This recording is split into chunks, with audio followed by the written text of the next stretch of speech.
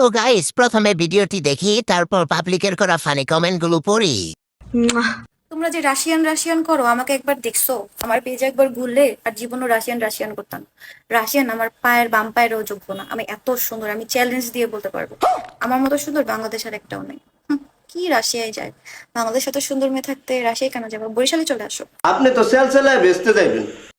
तो चलिए शुरू करते हैं। ফিল্টার আর মেকআপ দিয়ে রাশিয়ান, ফিল্টার আর মেকআপ ছাড়া আফ্রিকা। আসল জায়গা দেখাতে হবে, তাহলে আর কেউ রাশিয়ান রাশিয়ান বলবে না।